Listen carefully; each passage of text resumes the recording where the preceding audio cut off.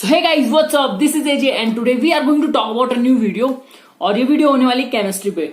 So जैसे कि अगर आपको पता होगा कि हमारी जो सीरीज चल रही है hashtag inside the IMUCT exam series, so इसमें मैं आपको बताता हूँ जो प्रीवियस ईयर के जो क्वेश्चंस होते हैं या उनसे रिलेटेड जो क्वेश्चन होते हैं, जैसे वेरिएशंस होते हैं, तो वैसा मैं इस सीरीज में आपको बताने की कोशिश करता हूँ।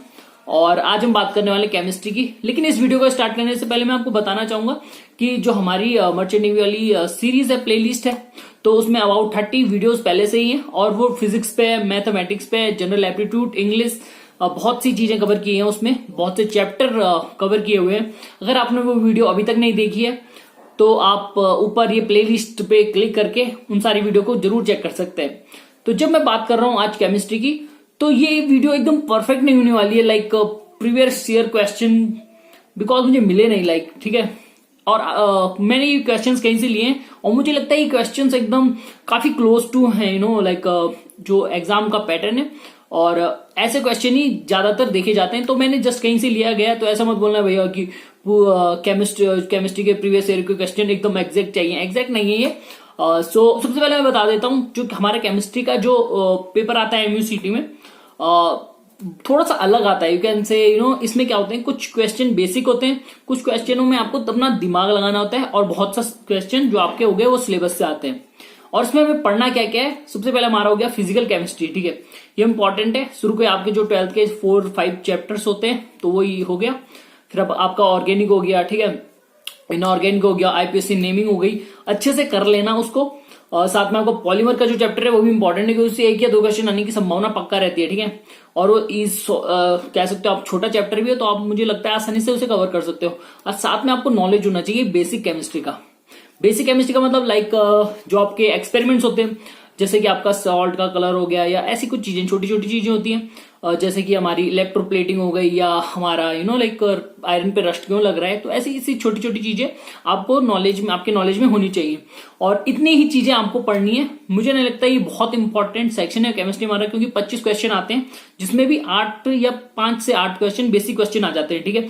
फिर बहुत कम क्वेश्चन बचते हैं जो हमें 11th और 12th के सिलेबस से कवर अप करना होता है। आशा करता हूँ ये वीडियो आपको अच्छी लगेगी।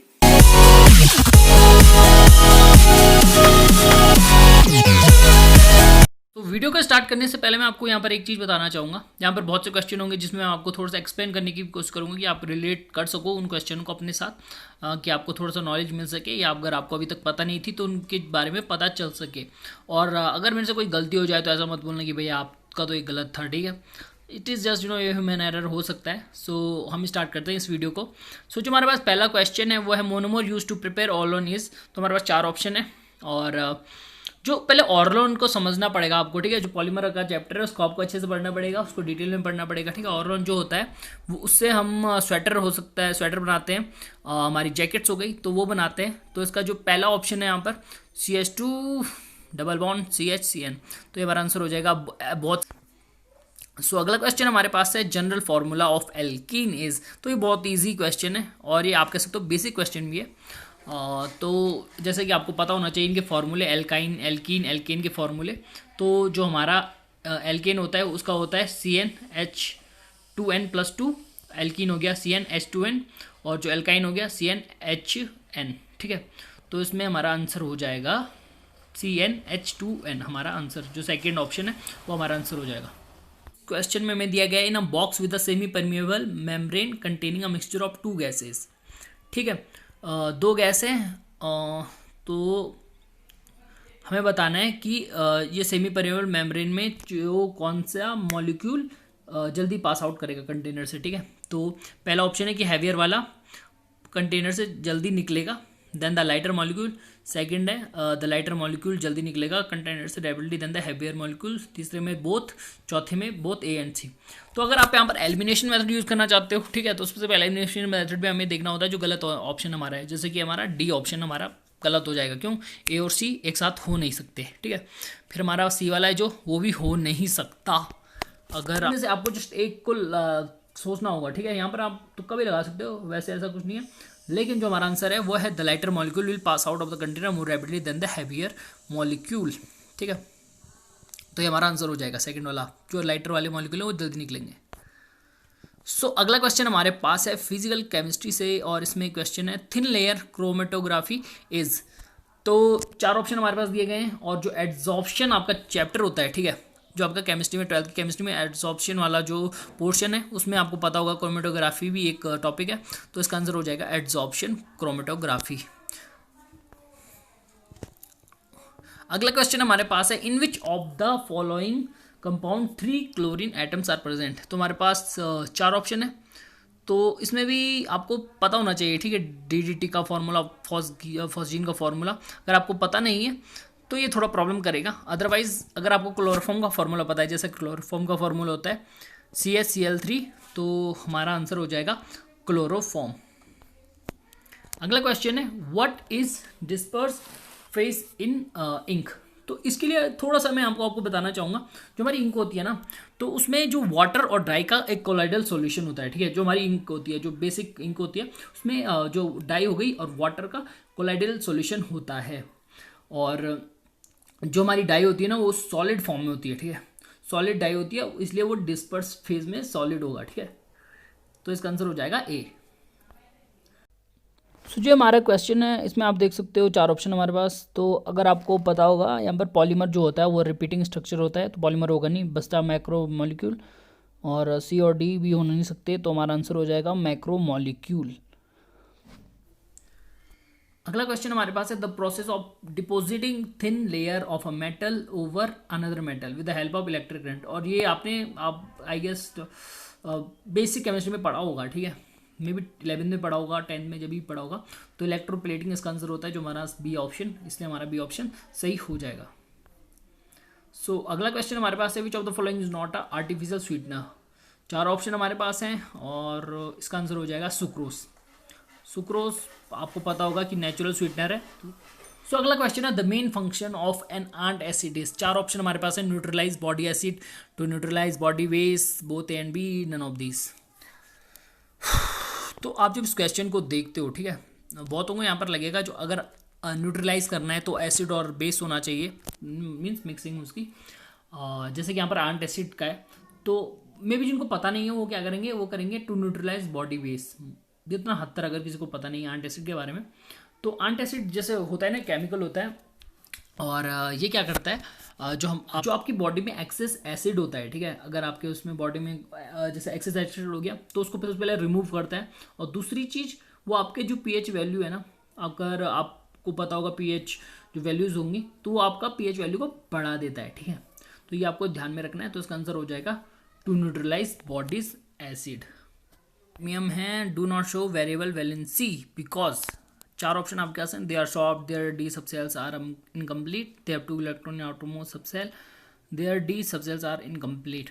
तो सबसे पहले यहाँ पर आपको पता होना चाहिए ये डी ब्लॉक एलिमेंट्स होते हैं, ठीक है, और जो भी हमारा डी ब्लॉक एलिमेंट है ना, तो वो डी सबसेल उनका इनकम्प्लीट होता है, बट यहाँ पर एक एक्सेप्शन है, वो है जिंक और कैडमियम के साथ, जो उनका सबसेल होता है डी, वो कंप्लीट होता है, ठीक है, और इसीलिए वो जो वैलेंसी वेरिएबल होते हैं वो इसीलिए वो वेरिएबल वैलेंसी शो नहीं करते हैं। तो हमारा यहाँ पर ऑप्शन हो जाएगा B, their d subshells are incomplete. अगला क्वेश्चन हमारे पास है, ये काफ़ी आसान क्वेश्चन है जो आपको बेसिक नॉलेज होनी चाहिए। Which forms a crystal of NaCl। 4 option आपके पास है, तो यहाँ पर हो जाएगा Na+ एंड Cl- आयन, ये आपका आंसर हो जाएगा। अगला क्वेश्चन आपके पास है ferrous ion can be oxidised by which of the following ions. या एक इंटरेस्टिंग क्वेश्चन है, और 4 ऑप्शन आपके पास हैं Li+, Mn+2, Ag+, Al+3। तो जब हम कभी बात करते हैं कि कौन किसको ऑक्सीडाइज करेगा, इसके लिए आपको पता होना चाहिए इलेक्ट्रोकेमिकल सीरीज, और जो इलेक्ट्रोकेमिकल सीरीज है ना उसमें जो फेरस है मतलब Fe+2 है, ठीक है, +2 में ऑक्सीडेशन स्टेट है उसकी, उसके नीचे जो होगा वो उसे ऑक्सीडाइज कर पाएगा, ठीक है, इलेक्ट्रोकेमिकल सीरीज में ये आपको देखना होता है। तो ठीक है, जो Ag+ है वो Fe2 पॉजिटिव के नीचे है, मतलब उसका जो रिडक्शन पोटेंशियल है वो कम है, लेकिन जो ऑक्सीडेशन पोटेंशियल है वो ज़्यादा है, और अगर वो Fe+ के नीचे है तो वो Fe+ को +2 को ऑक्सीडाइज कर सकता है, ठीक है। तो ये चीज़ आपको ध्यान में रखनी है, आपको इलेक्ट्रोकेमिकल सीरीज की थोड़ा सा नॉलेज होनी चाहिए। पूछा गया है 3D series contains elements having atomic number in the range of, तो ये 4 ऑप्शन आपके पास 21 to 30, 39 to 48, 57 to 80, 10 to 15। तो जैसे कि आपको पता है जो 3D सीरीज़ है उसमें हमारा जो स्कैंडियम से जिंक तक का होता है तो वो आते हैं, जो हमारा आंसर हो जाएगा 21 to 30। सो ये अगला क्वेश्चन हमारे पास है और इस क्वेश्चन में आपको 4 फिगर दिए गए हैं और आपको बताना है correct order of basic strength. तो इसमें सबसे पहले आपको क्या ध्यान रखना है, इसमें मैं आपको आंसर नहीं बताने वाला हूँ, ठीक है, इसमें मुझे करना पड़ेगा अदरवाइज। इसमें आपको चीज़ क्या ध्यान रखनी है, जो हमारा इलेक्ट्रॉन रिलीजिंग ग्रुप होता है ना वो बेसिक नेचर को बढ़ा देता है, ठीक है, और जो हमारा होता है इलेक्ट्रॉन विड्रॉइंग ग्रुप वो जो हमारा वो हो गया एसिड नेचर उसको इंक्रीज कर देता है। तो बस उस हिसाब से आपको ये ना कंपेयर करना चारों को और फिर आप अपना आंसर निकाल देना, ठीक है। इसको मैं नहीं कर रहा हूँ क्योंकि मुझे टाइम लग जाएगा इसलिए बता रहा हूँ। सो ये अगला क्वेश्चन आपके पास है जहाँ पे vinegar is present in acetic acid, so cut contains, 4 option आपके पास हैं और ये बहुत आसान क्वेश्चन है, मीन्स 8th में पढ़ाया जाता है ये, 8th 7th में। ये हमारा हो जाएगा लैक्टिक एसिड आंसर, ठीक है। सो जैसे कि आपने इस वीडियो में देखा जो हमारा बेसिक क्वेश्चंस थे वो बहुत इंपॉर्टेंट है यहाँ पर, और साथ में ऑर्गेनिक सेक्शन हो गया, इनऑर्गेनिक सेक्शन हो गया, इसे भी अच्छे से तैयार करें। और कुछ टाइम से मैं वीडियो नहीं डाल रहा हूँ आजकल रेगुलरली, बिकॉज आजकल हमारे घर में पेंट चल रहा है, जैसे कि आपको पता है मैं भी होम टाउन में आया हूँ अपने। सो यहाँ भी थोड़ा पेंट चल रहा है जिसकी वजह से थोड़ा मैं बिजी था अपलोड करने में। सो आगे वीडियो आती रहेंगी। अगर ये वीडियो आपको अच्छी लगी है तो लाइक करें, कमेंट करें, शेयर करें और सब्सक्राइब करें चैनल को।